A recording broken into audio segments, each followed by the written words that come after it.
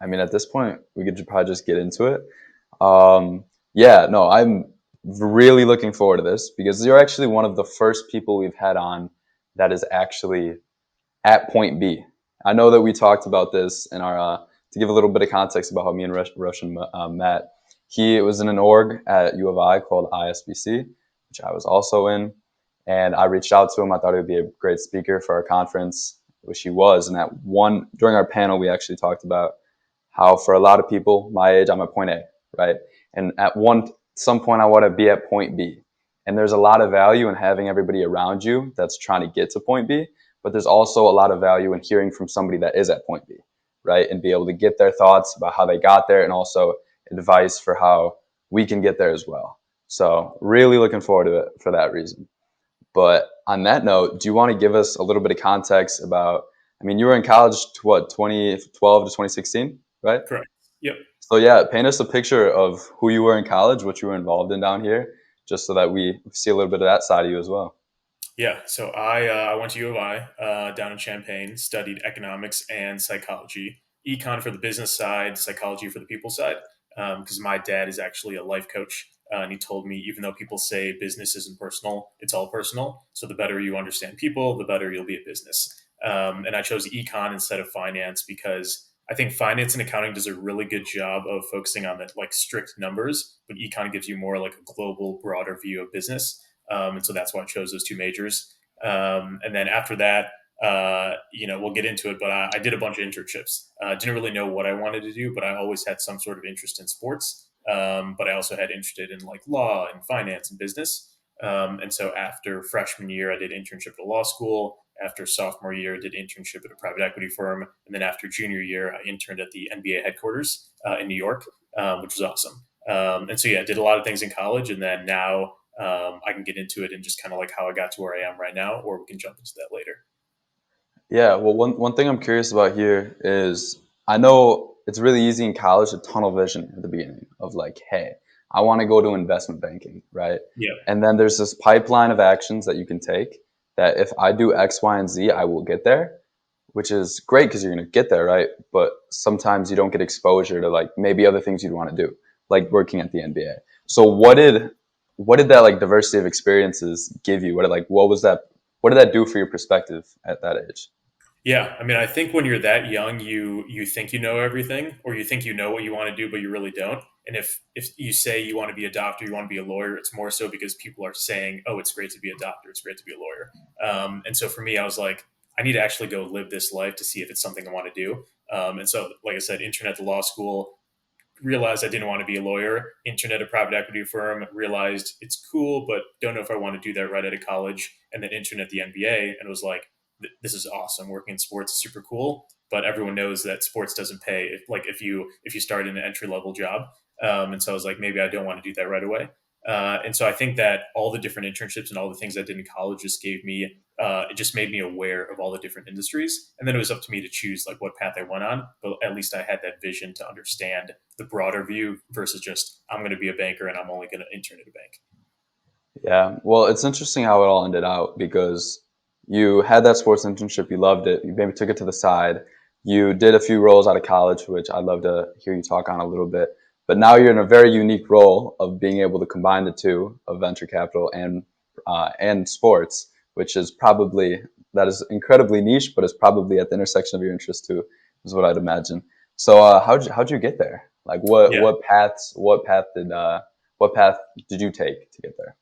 Yeah. So as I mentioned, so after I interned at the NBA, I realized that the pay wasn't that good in sports. At least when you start, when you get later on in your career, it's pretty nice. But when you start, it's just not super suitable. And so I was like, okay, what can I do? And all of my mentors said, if you don't know exactly what you want to do, go into consulting. You'll get a wide variety of skills that can translate to really any career. Excel, modeling. You're traveling 4 days a week, so you're getting a lot of communication skills. You're in front of like execs presenting your projects, and so you're getting that people side. And so I chose consulting, but then my mentors went one step further and said, go into healthcare consulting specifically, because healthcare is the most confusing industry in the world. And so if you can understand that at the highest level, or the most focused level, everything else will seem easier. And they're 100% right. There's a reason why the healthcare industry is still Still kind of screwed up in, in America right now. And so did that for about 3.5 years. While I was there, I did a variety of strategic projects and a lot of diligence projects with private equity firms when they weren't necessarily the experts in the healthcare space. So kind of telling the private equity firms who and what to buy. Because of those investment projects, I realized I really liked investing, but didn't want to be just the healthcare guy because the firm I was at only focused on healthcare. And so I wanted to pivot, and I decided, venture capital is something that I can combine, the love for investing, but also work with a lot of startups. And so, what as many people know, the kind of clear path to get into venture capital is either become a banker, go to law school, or go get your MBA. I did not was not a banker and was not going to be a banker, and not a fan of the lifestyle. Two, I could go get my MBA, but I think more like a lawyer, in my opinion. So I actually took the LSAT, and I was ready to go to law school. But as my dad said, it's a people game too, And so I gave myself 6 months to recruit, and if I could get a job in VC, great. If I wasn't, and if I couldn't, I was just going to go to law school. So luckily, did a lot of networking, met some people, met the right folks at the right time, and ended up getting a job in venture capital. And so I've spent the past 6 years at two different VC funds, mostly in the consumer side, but focused on food and beverage. And then the Cub started this VC fund, and now I'm helping run that. And so we just hit our 1 year anniversary, which is cool. And so now it's a dream job, right? It's investing in startups at the intersection of kind of sports, entertainment, and media. So it combines my love for investing, but also my love for sports. That's awesome. There's a lot of things that I want to unpack on there, but before we get into maybe talking about mentorship, talking about networking, like the things that actually got you to where you are today, I just want to get a little bit more context of what exactly like does your day to day look like now? Because I know when I was a freshman, and even now, like venture capital, private equity, all of these different roles could seem very foreign of like what exactly the day to day does look like. So what Yeah. does that look like for you? Yeah. So at the highest level, our job is to take money from investors, put money into companies, and then ultimately, hopefully, those companies sell, and then we can return more money to our investors than what they gave us. So that if they gave us $1 million, hopefully, 3 to 5 years down the road, we can give them $3 million, or $5 million, depending on how successful the companies are. And so our day to day then is identifying the companies to invest in, and you're going to see hundreds and thousands of companies, and only invest in maybe like 10, 20, because there's a lot of really cool companies out there, but there's only so many that are going to actually do well. And so half the job is kind of identifying the companies to invest in. And then the other half is working with those companies to ultimately reach an exit, right? And so having the idea is one thing, bringing that idea to fruition and actually selling it 5, 10 years down the road is a whole different thing. And so the job is a combination of like identifying new investments to make, and then also supporting your existing investments so that they can ultimately sell. I see. I see. Yeah, and on the flip side, what you're talking about, obviously you're the investor, and I have a lot of friends that are involved. And I don't know if you're familiar with some of the organizations down here, just like COZAD or iVenture, these startup accelerators, where students like me, as in like sophomores, juniors, seniors, maybe some freshmen, are the founders on the other side of things when they're pitching. One thing that I'd be curious to hear is what do you look for when are you purely okay, I want to see it on paper person, or are you trying to actually get to know the founder themselves? Or like, what are the big things that you want to know when it comes to a potential investment? Yeah, for us, I mean, there's certain metrics we look for, but we're really early stage investors, and so we're kind of investing in companies either right before they hit 1 million in revenue or just after, and so there's not a lot of data to go off of. So besides understanding the company and the market, we're really focused on team. And so when we're looking for team members, and I think we've discussed this before on the panel, for me, it's really three traits. One is empathy. Like things are going to happen, you are going to fail, and so one, can you relate to your coworkers and employees and colleagues when things go bad, right? Like it's a guarantee something is going to go wrong. Maybe ultimately you'll be successful, but on a day-to-day basis you will fail. And are you empathetic? Are you able to understand what they're going through and support them through those tough times? Two, you got to be resilient. If you're going to fail, only certain people are going to be able to stand back up, and so you have to be able to be resilient and get through those tough times because, like I said, there's a bunch of companies out there and a bunch of founders. The majority of them are going to fail. Only some of them, like very few of them, are actually going to get back up and push forward. And then finally, you got to execute. Like you got to get it done. Like I think people talk a lot, they have a lot of ideas, but only certain people are actually going to go do it. And so at the end of the day, I just want someone who's going to get it done. I need to talk to them on the phone. They talk about what they're going to do. They say what they're going to do. And then I know when I hang up, they're going to go execute and go actually do it. And so we really focused on the team side in the beginning. And then as they get bigger, then you're looking more so on the financial side and the market side. But in the beginning, you're really just betting on the people who you're investing in. Yeah. One thing about that is obviously execution. You kind of, so like, let's say you meet a founder, right? You can't really find out the execution until you've known them for a little bit, because then you're actually giving them calls. Are they picking up on time? Are they, are they setting expectations and actually abiding by them? But also being resilient and being empathetic. It's hard to, you can't really get that off of one impression. Maybe you can get a vibe, but that's only going to get you so far when you're investing a lot of Yeah. money in these individuals. So how do you measure resilience and empathy over time? Yeah, like how do you measure that? Yeah, I mean, so if we're trying to measure it before we make an investment, obviously we're having multiple calls with the founder themselves. And then we're also trying to meet them in person, take them out to lunch, see how they treat the waiter, like little things like that that have nothing to do with the business, but that'll tell you a lot about how they treat someone in real life, right? Like if they're not treating the waiter when I take them out for dinner nicely, they're probably not treating their employees as nice as they probably should. And so little things like that I keep track of. Like I purposely want to go take them to dinner because I can learn something about them that they might not think about. So that's one thing. Two, we're talking to the colleagues, right? When there's money involved, people will be very honest, and so the colleagues will like pretty much say how they feel about the entrepreneur and their leader. And if they don't like them, they're not going to stay. And so we're talking to the founders, we're talking to their colleagues, we're talking to their old colleagues, and then a lot of the times, at least for us, we invest in founders who have already started other companies. So we're talking to the VC funds and investors who invested in their last company. We're like, hey, you worked with him 5 years ago. Like, what was he like, or she? Like, what were they like? And so that's kind of how you judge them. You can only get so much off of a few conversations over the phone with one person, but we're trying to meet all these people in person, talk to your current colleagues, talk to your ex colleagues, do research on Google. Yeah, I think a lot goes into it, and a lot of things go into it that they might not think is a test, like going to dinner with them, but it really is a test. That's interesting. I always hear the quote of VCs typically invest in the founder more than, well, it depends. There's different types of investing. Some are very, I want to invest in the founder, and some are like, hey, I actually just want to see the numbers on paper. Both approaches are valid, but it's very interesting to always like hear the difference of perspectives. But now that we unpacked all that, we get to know a little bit about who you are as an individual. I'd like to break down some. You're very knowledgeable about this, so I'd like to break down some tactics and strategies about how we could actually get from A to B. So I guess when you were breaking it all down, and maybe you're having a conversation with somebody that's in that position A, what are some of the first piece of advice you give them? Maybe it's someone that doesn't know what they want to do yet. How are you helping them find what exactly they want to do on a long time horizon? Yeah, I mean, to find out what you want to do, I think it's two things. It's one, talking to a lot of people, at least in industries that you might be interested in. So let's say you're interested in sports, you reach out to me. You're interested in being a doctor, you reach out to someone else. Interested in being a lawyer, you reach out to someone else. And then from those conversations, you're going to learn something. And then ultimately, as we mentioned, like you just got to go do it. And so go find an internship in these different industries just to learn what you like, what you don't like.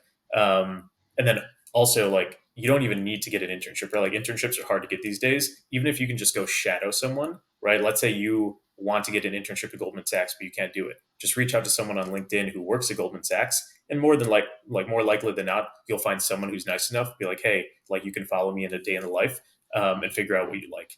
And it's kind of like buying a house, right? Like you go to a bunch of open houses. Even if you go to a house that you don't like, you're going to learn what you don't like. When you go to a house that you do like, but maybe is too expensive, you're going to realize like, oh, I actually really like that one piece about it, right? Whether it's a finished basement or whatever, or a backsplash. And so buying a house is very similar to getting an internship and figuring out what you want to do, because no matter what, it's all just education, right? You do an internship, you find some things you like, you do another one, you find some things you don't like, and ultimately it'll like come together, and there'll be like this North Star where like, okay, that's exactly what I want to do. So it's a mixture of conversations, but also action. Like the conversations will only take you so far, but once you're actually like living the life of uh, a legal intern, a medical intern, a sports intern, then you'll actually know what you want to do. Yeah. It, on a kind of related note, it reminds me of that like Steve Jobs quote where it's like, okay, you could only connect the dots looking backwards. Just in the moment, you kind of have to have this blind optimism. And like the more I experiment here, the more I experiment there, especially in my early years as a freshman and sophomore in college. Maybe, I mean, for you, it was, okay, I intern at the NBA. This is cool, but later. But Yep, maybe if you never did that internship, then you would never have even known that, that was something you were interested in. So I exactly. think that's, I mean, correct me if I'm wrong, but I think especially in your freshman, sophomore year of college, that's, I mean, and just all throughout college, but I think especially those years is when you just say yes to everything and try everything out. Would you agree with that? 100%. Yeah. I think going back to the connecting the dots, I think when you are in college and earlier in your career, you're collecting dots. So, like getting this internship, you're collecting a dot, talking to Roshen, that's collecting a dot. And then when you look back five years, then you can actually connect the dots, right? So, it's collecting the dots is one thing, connecting the dots is a whole different thing. And so in the beginning, you want to be a yes man, be a yes woman, do everything, talk to everyone, and just collect as many dots as possible. And then you can look back and start to connect the ones, and then the shape will appear of what you actually want to do and kind of the person you want to be. Yeah, I like that. I'm gonna add that. I'm gonna add that now. Collecting the dots as well as connecting. Another thing that I wanna touch on there. Um, oh, I forgot what it was. Nah. Well, anyways, I mean, it'll come back to me in a minute. But if we go back a little bit, you talked about how just like reaching out to somebody maybe for that job shadow, right? And that's something that is very underutilized, at least in my opinion, by a lot of college students. Is just reaching out, cold emailing, cold DMing, whatever it may be.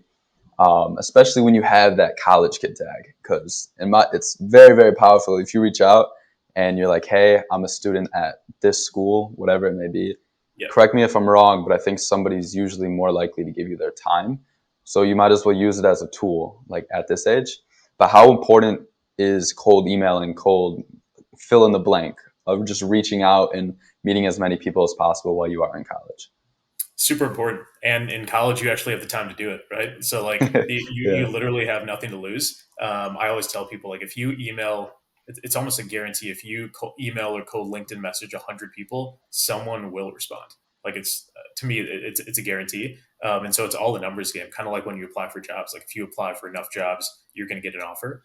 And so the best advice I give to people is you have to do it strategically. Like, okay, you can send a cold email to anyone, but let's say you go to U of I, cold email someone who has the job that you want, who has the job that you want, who also went to U of I, right? So let's say you want to go be a banker and you look at LinkedIn and you find 100 bankers on LinkedIn, right? Maybe five of them went to U of I, five went to Madison, five went to Notre Dame. You could email the Wisconsin and Notre Dame guys or gals, but the U of I person is probably more likely to respond because you also went to U of I. Or if you went to the same high school, you went to New Trier, some sort of connection, like then they'll feel connected to you and feel like, oh, like I kind of know this person. They kind of lived in the life that I have before. And so just find some sort of connection and then reach out. And if they don't respond, who cares? Like, find someone else. Like, there are so many people in this world who want to help you that eventually, if you send enough, they'll reach out. Yeah. And also, you're at our age, it can kind of seem like who all the people we're reaching out to, they're just kind of like icons on LinkedIn. They're not real people. But I mean, Yeah, I feel like, for example, this call is a perfect example. Like you're a human. You're a guy that wants to help, just yep, like everybody else. And a lot of times it's easy to forget that on our end, just because it's like you get so used to like reading people for their resumes and their LinkedIn profiles and not the yep, person they actually are. And a lot yep. of times people are a lot more down to earth than you think that they Oh are. yeah, and you'll have the people who might be disrespectful who might not respond, but if you send enough, like you'll have the people who are nice, down to earth, who want to help you out. Because we also learn from you guys, right? Like I think sometimes when we speak on panels, we go to conferences, we do these interviews. It's people think it's a one-way street, so you might think like you're learning from me, but I'm also learning from hanging out with you guys and just being around like the younger generation because that's the world we live in. And so, like I said, it's a numbers game. If you reach out, shoot your shot, and just send a bunch. Like anyone who I help, like I tell them, send one a week. Like if you can send one a week, you'll start to see a lot of progress. And then maybe the first couple don't land, but one of them will land as long as you're strategic about it, right? Like finding some sort of connection. And so that's why like LinkedIn Premium, I think you have to have that to message someone. It is totally worth it. Like I don't know what it is, mid 20, $30 a month, whatever it is. That's like one of the best investments you could make, in my opinion. Yeah. Also, another tool that I've started to use is like Apollo. Have you ever heard of that? I have not. It's basically just like a sales manager that can help source contacts for you, Got it. and it's beautiful just because it's like, hey, I want to talk to somebody in this position. You look up the position, and then it can source emails of people that are in that position for you, and Hmm. it's just one more way to like kind of get ahead in that Yeah. area. Um, but yeah, also, I mean, we were talking about this the other day, but it never stops, right? It's easy to think that your Yeah. cold emailing is only in your 20s, right? But I mean, yeah, okay. Well, but also, like, I feel like it just never stops to where even you in your position, you are still doing that all the time, right?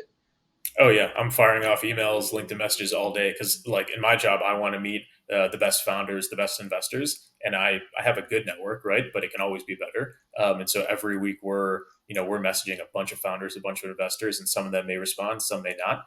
But ultimately, you'll meet a few, and then maybe that one person that you met can connect you to the person that you're trying to get into contact with, right? And so it's literally all these. We're collecting dots, and then eventually you'll connect them. And so I mean, there might be a way to see how many LinkedIn messages I've sent, but whatever it is, it's a big number It's a lot. And it's probably more than the majority of college students, too, which is for sure. interesting. Yep. Because I feel like, especially just like anything else, relationships can compound too. So the more that you stack them at this age, the more that they'll compound. And if you get ahead now, I mean, it's just like investing in real estate now. If you invest Yeah. now, it'll just multiply so much by the time that we're in our peak careers of like, I don't know, 20, 30, 32, whatever years that those are. Yeah. So I think that's just one more reason to go about doing it. Yeah. But I do And you have think, to, one last thing is, like, you have to approach it yeah, from just learning. Like, you don't want to seem like you're using someone. And so it's like, hey, I just want to get to know you. And if something happens, great. If not, it's all good. Like, you're a good person. I just want to be around you and hang out. And then if you approach it like that, then you'll be top of mind. And then, like, oh, I hear, the Cubs are offering an internship. Like, I know Austin, like, let me connect you to, because he just like was very curious and wanted to learn. If it's like, oh, I only want to talk to you because I need this from you, and it's very transactional, then it's going to leave a bad taste in their mouth. So whenever you're doing networking, take it from like a learning perspective versus a using perspective. If that makes sense. yeah. And how do you, even if your intentions aren't transactional, I feel like sometimes it can still come off that way. Just because if you want to provide value to somebody, like even if you just word it wrong, it can come off as transactional.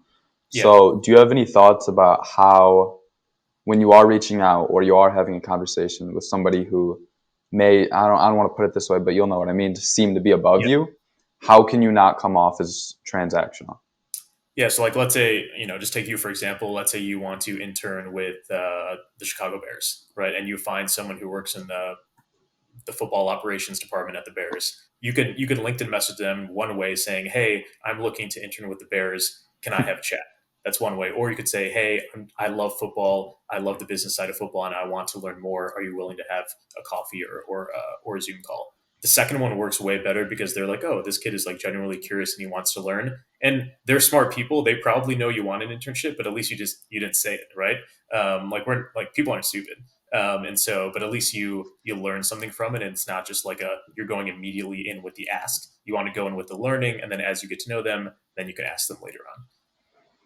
Yeah, it is hard though, I think, because when you send the ladder, you you both kind of know that that's kind of the what like you both kind of know that like that's the reason why you're even reaching out in the first place, and Yeah, like you almost don't want to act like you're hiding that at the same time. yeah, But I think it's just about when you're in that conversation, when you're getting coffee or whatever it may be, and I want you to keep adding your thoughts just yeah, because adds a lot. Just being genuinely okay with like leaving it's almost like being a salesman. Like, I don't need you to buy, yeah, that's fine. I don't need something out of this. I just want to enjoy the conversation, and then wherever it goes, wherever it goes. yeah. So is Exactly. that Like, almost the philosophy?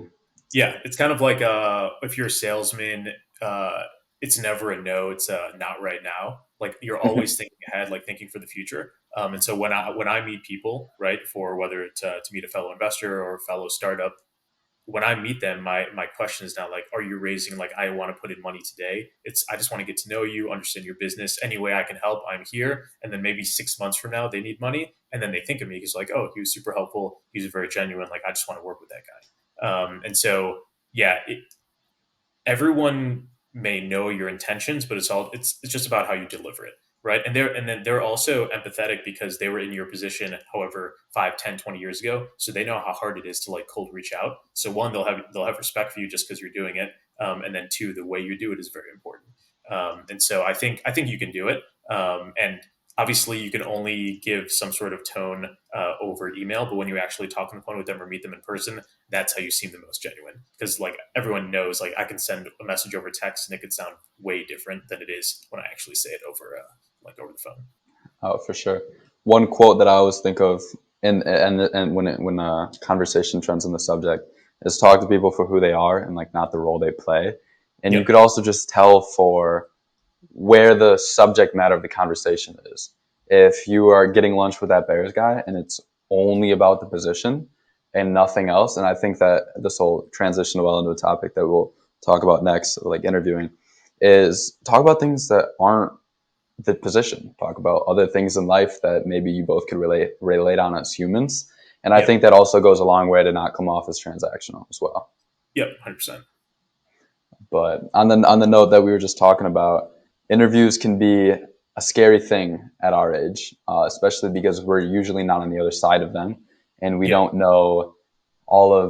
know both sides of the chair. So, what exactly would be your advice to us when we are in that interview chair, and it can be really intimidating? What would be your words to us? Yeah. One, I think, preparation is the most important thing, right? So, like, you're going to be nervous if you're not prepared. And so, whether you need to not go out on a Friday night to prepare or not go out on Saturday, like, you just got to do what you got to do. It goes back to that execution piece. And so, assume you're super prepared, you have all the skills. Then it just gets down to, like, whether they like you as a person, right? So, in consulting, they called it the airport test. I don't know if you heard about this, but it's pretty much like, you're flying in and out Monday to Thursday. A lot of times you may get delayed. It's literally, can I hang out with this guy or gal in an airport and have a beer with them for 2 hours, right? That has nothing to do whether you're good at Excel or PowerPoint. That literally just has to do whether they can relate to you. And so to me, like as long as you're prepared, in on top of preparing for the like technical stuff, prepare on the personal side. And so we talked about this. Like my favorite thing to do is when they give you the name of the person interviewing you, you research just everything you can possibly find on that person because you'll find something that you can relate to, whether it's they went to college in a small city in Pennsylvania and that's where your grandma's from. They have a dog. They like basketball, like whatever it may be. You'll find something that you can relate. And then you just tee up a question that allows you to talk about that topic. And they'd be like, oh, wow, like I really like that guy. And so when they're, all these companies have debriefs with all the people, like the panel that interviews you, they're not going to remember the kid who did the model the fastest. They're going to remember the kid who they actually had a conversation about that had nothing to do with the job. And so I think I was telling you or someone else, there was one interview I had in my career where we talked about dogs for 30 minutes and it was a 45-minute interview. And so then after I got the job, I was like, you know, you really didn't learn anything about me. She's like, I learned that you had a dog and I liked hanging out with you. And she's like, I can teach you all the other stuff. Like, I just want to hang out with you. So yeah, I encourage everyone to research the interviewer. And if the job doesn't tell you who's interviewing you, just ask. Like, they're most likely going to tell you. And if they don't, it is what it is. But I'd say 9 times out of 10, you'll figure that person out. And then just go research as much as you can. I see. And how do you, all very good points that I love, but how do you bring up that question without them knowing that you're that you're bringing up the question for that reason? Um, a few ways. So a lot of people. So it really depends on the interviewer. So some people will literally just dive into their questions right away, and then you have to be prepared and you answer those questions at the end of every interview. They usually ask you, "Do you have any more questions about me?" So let's say right, and so then let's say the connection you want to make is that the Pennsylvania connection, right? Your grandma's from Philadelphia, and you find out they're from Philadelphia. Then the question you ask is like, "Tell me more about yourself. Like, where'd you grow up? Where'd you go to high school? Like, tell me your story of how you got here." They're gonna be like, "Oh, well, I'm from Philadelphia," and I'm like, "Oh, no way! Like my grandma's from Philadelphia." And then you just immediately talk about Yeah. Philadelphia. Or let's say you see that they had dogs. Then you ask the question like, "Oh, what do you like to do in your spare time?" They're probably gonna say, "Oh, I have a dog. I take them on a walks. Like I hang out with my family." You're like, "Oh, you have a dog? Me too. What kind?" Like, so you can cater the question very simply, but like get them to say it. And it just takes practice. So like, as long as you know the topic that you want to cover, you can figure out some sort of easy question that 9 times out of 10, they're going to bring up the topic that you want. I see. Yeah, no, I think that's good, and kind of not narrowing the question too much. For example, the Philadelphia one, not asking where did you grow up, but hey, Yeah. like I just want to hear a little bit about your childhood, like Yeah. Where are and you then like from? kind of just slip it. Yeah, Yeah. okay, yeah, that's good. That's good. Well, we talked a little bit about kind of the back end of the interview process, right? But want to touch a little bit about what gets you in the door in a lot of positions. And you hinted a little bit on like recommendations, but another big thing that you need is a good resume. So, what are your thoughts on resumes, I guess, as well as how can you craft the best resume while in college? Yeah, I think it's a few things. So if you think about like what role a resume plays, it's literally just to get you in the door. Like I can't look at any resume and say I want to hire this person. All I can say is I want to talk to this person once, right? Because they haven't talked to you before they look at your resume. So if you understand that, that's literally just to pique their interest. It's like what can I put on my resume, right?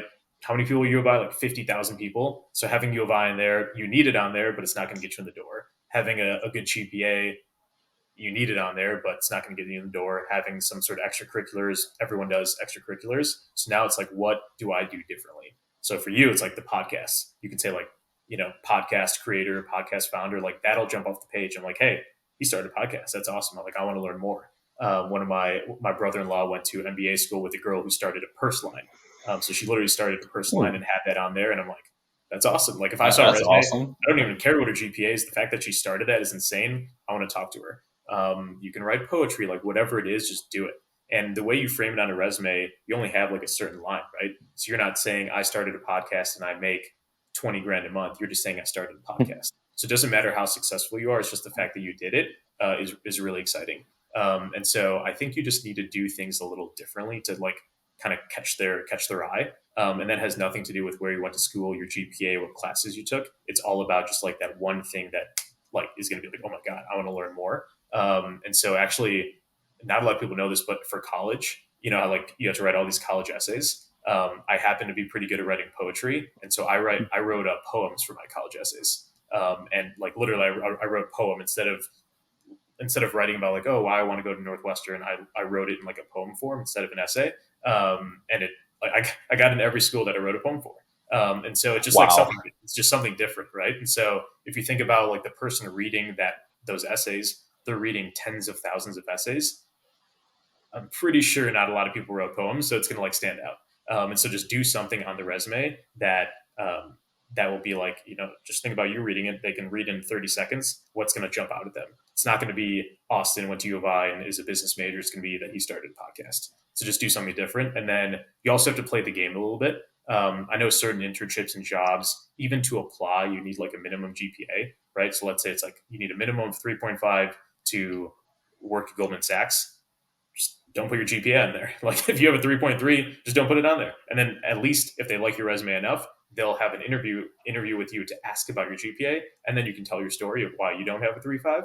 At least Yeah, it gets you in the door. So for me, I didn't have like the best GPA in college, and so I literally didn't put it on my resume. And so if they asked me that question, it only came after I had a bunch of interviews, and I could actually just show them like who I am as a person. I see. That's a lot of good game right there. I Yeah, because I also think as AI becomes more and more prevalent, I actually have a friend that's working on like an AI recruiter, almost where it like scans a mass amount of Yep. resumes, and then finds the things that you're looking for like the recruiter point perspective. And if you just don't include your GPA, then it can't knock you off for your Yeah. GPA too. Yeah. And Yeah, I think that's a lot of very good points. One thing that I think is a trap though in college is doing things for a resume and Yeah. not actually doing them for the sake of doing them, but rather, hey, like this will fill up my resume. And to a degree that there's like a little bit of merit in that. But at the same time, if you're only doing things for a resume, yours will probably look the same as a lot of other people's, Yeah. which you can't be different by being the same. Yeah. Um, so, what would be your thoughts on that, and how right or how wrong is that statement of you should do things for a resume? I think it's a dance and an art. Like you obviously have to do things, but as we talked about before, I would chase the responsibilities. So like for me as a hiring manager, I would rather see you doing two things and doing a lot of things in those two, whether it's like a business fraternity or some sort of club, versus five things and you're just a member, right? Like I'd rather see you as president of the investment club and recruiting chair at a fraternity than just a member in five different things. I can't even name five, but whatever the five are. So it comes back to those responsibilities because it also means like that's quality. Like you're dedicating your time to doing the specific job at the specific club versus you're just in a bunch of things and hoping one of them hits. So I think you obviously need to do things like and join clubs and do different things, but it's more about the responsibilities and actions that you're taking within those clubs that to me would stand out. Because like if you just put on a resume member ISBC, great. It's probably a bunch of members at ISBC, but Yeah, I yeah. forget your title there. But like whatever your title is, like head of speakers or like that's something Mhm. that's right. That's different, and you clearly have responsibility to do that. It's not just you just showing up to meetings. So I think it's more about the responsibilities within the clubs, not just about the quantity. Yeah, yeah, because it's something that I think about all the time, and it is. I mean, there's a lot of reasons to do it because it's probably better to do something than nothing, but at the same time, there is something to be said about doing the right thing, Yeah, and like that is a big thing that goes on in like the U of I ecosystem. I do want to zoom out a little bit though on something you just said. So we're talking a lot about careers, but I know that like your dad's a life coach, and that's probably something that um, that's probably a voice that's in your head with a lot of the everyday decisions you make outside of your career. So you talked a little bit about chasing responsibility. Do you want to just talk about that a little bit more and how important you think that is to you? yeah. No, it's funny because I think when you're coming out of college, you want like a cool job, right? Like you want to say, oh, I'm going to Goldman Sachs, I'm going to BCG, McKinsey, Bain. Like that's great, but there's a lot of consulting firms and different jobs you can get that might not have that aura of like this tier one job, but they have amazing responsibilities. And so when you're in your early 20s, even just through your 20s, I wouldn't chase the title, I wouldn't chase the company, I wouldn't chase the dollar amount. Like the incremental 5 grand or 10 grand you might make at a company is not going to change your life in like 30 years from now. Hopefully it doesn't. And so for me, it's like literally chase the responsibilities, like chase the actual things you're going to do on a day to day basis. Because then when you actually have that opportunity from the dream job when you're 35 or 30, you can list out, hey, I don't work at Bain, but at the company I did all these different things, right? Like it's all these responsibilities, and you'll start to stack them up. And especially title. Like people, a lot of people who are younger kind of jump. They're like, oh, well, I just want to be a senior consultant, so I'm going to go to this company. I just want to be a manager, so I'm going to go be a manager at this company. Titles don't matter. It's all about like what you're doing in the job. And one of my mentors, he runs his own company. He's a CEO, and he had I think the kid was like a senior associate. And he's like, hey, I think I'm deserving of a promotion. And he's like, cool. Like, what do you want? Like, you want? He's like, you want a title? Like, what do you want? You just want to look good on LinkedIn? He's like, yeah, I think I need a title change. He's like, cool. He's like, I'll call you president, whatever you want. Like, you want to be president? Go for it. He's like, but your responsibilities aren't going to change. And so he's like, when you're looking for that next job, the next job is not going to care that you're president. They're going to care what you did as the senior associate. And so I always tell people, don't chase the title, chase the responsibilities. And obviously, if you have different conditions, you're paying off debt, you want to raise a family, then money becomes a factor. But if you're picking between a better title and like $10,000 more versus a company that maybe they're not paying you as much, but you're doing more responsibilities, I'm taking the company that I can actually have the responsibilities and duties to do, because then it just adds up and it compounds, right? So I just tell people, don't chase the title, don't chase the dollar. The money will come. Chase the responsibilities, because eventually, like you'll be asked to do the job that you want, and they're just going to look back and call your references and be like, hey, said he was a manager, but like, what was he actually doing, right? So that's what I'd focus on. Yeah, I like that a lot because again, like I mean, we just talked about the trap of resumes, and I feel like they're both rooted in the same thing, which is to a degree ego.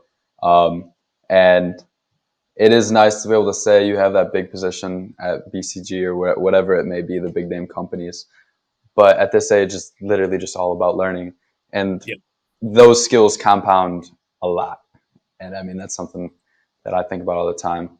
The last little subject that we'll talk about before we kind of get into like closing remarks and like just advice for us is mentorship. And I know you talked a lot about like the role that your mentor has played for you. So Yeah. I want to hear the story. Like, how did you meet them? Who are they? Just because they've only been referred to as your mentors, but like, who are they and how did they help you out? Yeah, I think it's a combination of family members, right? So my parents, and then like uncles and aunts, and then it's a combination of people who I worked for, and then people I just reached out to on LinkedIn cold. Like my probably the person I learned the most from. I won't name his name, but he's a CEO of a company, large company out in LA, and I literally cold DM'd him on LinkedIn. I was like, "Hey man, I love what you're doing, love what you're building, super cool story. I'm happy to fly out. Like literally, I was like, I'm happy to fly out to LA to meet you. If you'll just give me like 30 minutes of your time." And he said yes. And I flew out to LA. And then now every time I go to LA, we have phone calls, but every time I go out to LA, I go see him. And he's by far like taught me maybe the most of what I've learned about business. And so that just goes back to like the power of like cold emailing. You never know who you're going to meet, and you never know who's going to give you their time. And so the mentors, I think you have different mentors for different things. So for my dad, like the life coach, that's more of a mentor on like the personal, and it relates to business, but more so just like your personality, who you are as a person.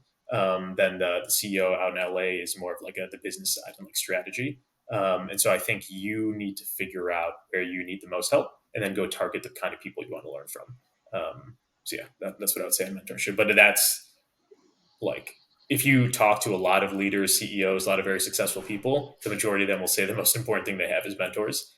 Because at least for me, I never want to be the smartest person in the room. Like I always try to be the dumbest person in the room. So I try to surround myself with very successful people who could be my mentors. And I'm not trying to go work for them. I'm not trying to make money off of them. I'm literally just trying to learn. And that's the way I approach mentorship. Yeah, you hit on a metaphor that I was actually about to speak on too, which is being the smartest person in the room. And my friend brought it up once, and it was a frame that I really liked.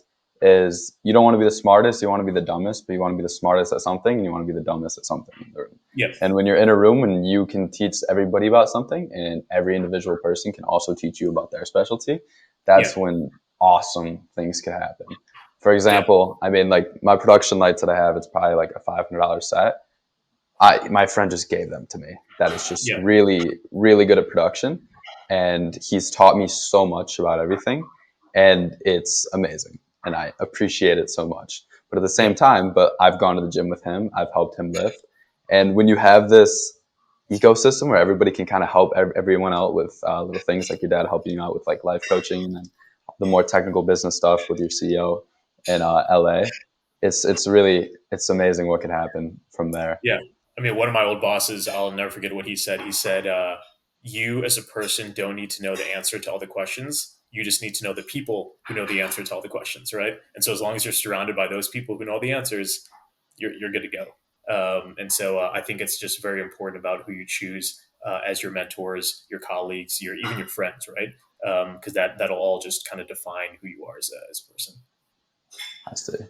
Um, last thing that I think that would be a good thing to do is because we've been talking very abstractly a little bit, Mhm. and I think I'll just bring up something that I was doing today, just to get a little bit of your thoughts on it, just because I don't know, maybe it will resonate with someone. I'm looking for a caddy job this summer, and Nice. I I'm cold emailing our alumni network. So that's one of the first steps on my agenda, which is scheduled to send out at 8:33 a.m. tomorrow, as well as just a bunch of different clubs across the northwest side of Chicago. So kind of extracting some of the things that like we've talked about today. What is the best, like what would be some of your advice about how I should go about doing that? One, I'll happy to connect you with some people, so we can make that happen offline. I swear this was not me No, indirectly it's all trying good. to. But this is how it works. This is how it Yeah, works, right? Like it's just like yeah. being in the atmosphere of all these people and just like talking to different people. It's the network that's going to get you places. So if I were you, one, you could cold email people using the UI connection is great. Okay. Um, but like if I was in your position, I it Yeah. would be tough to go to people my age because most of us don't have country club memberships yet, right? And so I would go so more to like my dad's network, your friend's dad's network, anyone, literally anyone you know who actually is an active member at a country club. That's where I would start. And usually they'll say like, oh yeah, because they're always looking for caddies. And so that one's more of like an age thing. Where I wouldn't go try to talk to like some 25-year-old kid. I'd go try to talk to the dads of the world who are members of these clubs. And if you can't do that, then honestly, I would just go email these clubs cold. And like I said, some people won't respond, but someone will respond to you if you email enough. And then you're just trying to get in the door, and then you can pitch yourself. Yeah, I think that's the biggest part is for a lot of people, once you are in the door and you are face to face and having that interaction, you can prove yourself so much more. Yeah, And the majority of the effort is just getting that conversation in the first place. exactly. But Yeah, I had a friend from Michigan that was trying to be a caddy in the Hamptons this summer. So he like pretty much did this exact same thing, like reached out to the alumni network, cold emailed mass amount of people, and he made it yeah, happen. And it's so awesome to hear those stories because wow. I mean, at the end of the day, they're just like pressing send on an email. yeah. But to Also, turn just a it, great business move. Like it's funny being a caddy at a nice country club almost might be better than getting an internship because you're literally in conversations with these guys for yeah, 4 hours. Like when else you're going to get some sort of CEO or some successful businessman or woman for 4 hours of their time? Like that's insane. And so it's a very a lot of my successful friends like they also did caddying too in college. it's I would love to tell you that I am doing it because I think it's a better move than an internship. It's definitely not because the majority of them have been rejected for. Hey, it's But part of still, the process. yeah, a lot of them. I mean, me and so many of my friends, a lot of us don't even like make it past like you submitting the resume, which I Yeah. mean, it just seems to be the case these days. But off of that tangent a little bit, if you were to leave us with some final thoughts, maybe a string of actionables, things that we could do today, tomorrow, whatever it may be. What would you say? What are some things that we could do to set us up best in our careers? I mean, we've touched on it a bunch, but literally the most important thing is meet as many people as you can, and that starts with your network, going on LinkedIn, emailing people, utilizing the alumni network. I'm telling you, like it's truly a people game. I didn't believe it when my dad first said it, and then now that I've been in the working world for a while, it is 100% true. Like people want to do business and hang out with people that they like and who can they can relate to. And so, like we said, it's tough to make a resume look amazing so that they'll give you a call. But if you can get in the door through someone else, that's the best way to do it. And so, like I said, I would literally send a cold LinkedIn message. If you want to do one a day, it'll be better. If you want to do like one a week at the minimum, if I was in your shoes, I'd be doing it one a day. Like it's so easy to send a LinkedIn message. And if they don't respond, they don't respond. Like that's part of life. But at least you took your shot, and someone will respond. And so the most important advice I could give to you is just reaching out to people. And so like doing this through the podcast, you're talking to me now. I can connect you with, let's say, 3 people. Then one of those 3 people can connect you to another 3 people, and it just starts to build. And then I will say, when you do meet these people, just keep like a log of your network so that you can connect the dots, right? Like you're right now, you're at the age where you're collecting the dots, but eventually you'll need to connect them. And so you're like, okay, I talked to Roshen, who introduced me to his dad, who introduced me to his dad's friend, who is the chairman at this country club. Like whatever the connection is, now let me go ask that guy about like caddying. And so just keep track of like everyone you're talking to, because if you do talk to a lot of people, you'll just naturally lose track of them. So write down who they are, why you like them, how you got to know them, and stuff like that. And eventually, I think you'll find kind of everything you want. I got almost all of my jobs and internships through the network, right? Not because I'm dumb and I just knew someone. Like you have to assume everyone's smart, but they put in a good word because they just like me. And so you're a very like likable guy, and so you just need to go out and do the work Appreciate it. of meeting the people, because then they'll go to work for you. It's kind of like when people say like let your money go to work for you, like let your network go to work for you. So I would just say that's my biggest piece of advice is building out your network as soon as you can, as big as you can, because you never know who at the right moment at the right time will put you in the right place. And lastly, I think the flip side of it, I mean, at my age, being a sophomore, like in this instance, I'm in a business frat. I'll have a lot of students reach out to me like, hey, can you help me with like interview prep, like to get into this frat? And I'm the first to say of course, like every single time, and not just Yeah. because like I'm a great guy. I Yeah. do like to be like nice about it, but at the same time, who knows what I mean, they might end up doing in the future again. And like the more that you kind of deposit goodwill and just be like, hey, I don't need anything back. I'm just going to help you out. Yeah. I feel like at one point it all coming back. It will For sure. all end up making sense and coming back to you in the end because Yeah, maybe for the sure. person that I help, their dad's sister's dog ends up, you know what I mean? It just Yeah, like that's the path that it always yeah. takes. You can't go into it with any expectations, right? You literally just have to go into it with, hey, I want to meet you and I want to learn. And then whether it's 6 months, 6 years, 15 years down the road, at some point it'll come back to help you. You just can't have an assumption of when it's going to be. If you assume everything, then you'll just be disappointed, right? And for me, I'd rather be surprised in a good way than be disappointed. So just don't assume or have any expectations, because then it's not gonna work out. Yeah, give without expectation. Beautiful way to live life. But yeah, I think those were some great closing remarks.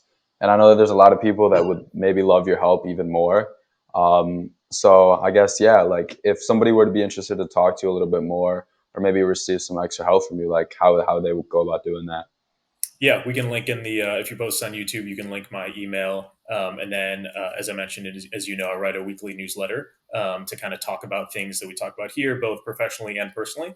It's a free, you just subscribe, and we send out something once a week. And so if you're interested in reading the newsletter, Austin can drop the link below, and then just subscribe, and you can also comment on that and reach out to me that way. Perfect. Perfect. Well, yeah, we've gone the distance, 53 minutes. It's flown by. But yeah, so at this point, I think we'll wrap it up here. Thank you very much, Roshan. Great Sounds good. time. Appreciate the time.